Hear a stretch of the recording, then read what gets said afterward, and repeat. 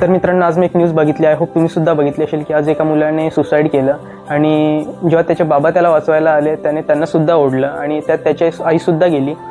तर मी एवढंच सांगेन की स्वतःच्या कम्फर्ट झोनसाठी किंवा आपल्या मित्रांच्या बघाबघीमध्ये ज्यांना काही गोष्टी घ्याव्याशा वाटतात तर त्या गोष्टींसाठी तुम्ही आपल्या आईवडिलांना त्रास देऊ नका किंवा आपल्या आईवडिलांचा मूल्यवान जीव धोक्यात घालू नका, कारण या सगळ्या गोष्टी टेम्पररी आहेत, आज आहेत तर उद्या नाही आहेत. आणि जर तुम्हाला स्वतःच्या सुखचेनसाठी गोष्टी हव्यात तर त्यासाठी आपल्या आईवडिलांना कधी त्रास देऊ नका.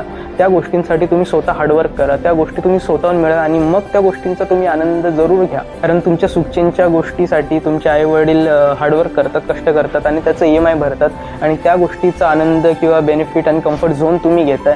तर it doesn't make a sense असं उगीच आईवडिलांना प्रेशराईज करून की मला ती गोष्ट हवीच आहे, माझ्या मित्राकडे आहे ना तर मला सुद्धा ती गोष्ट हवीच आहे, असं करून आईवडिलांना कधी प्रेशराईज करू नका.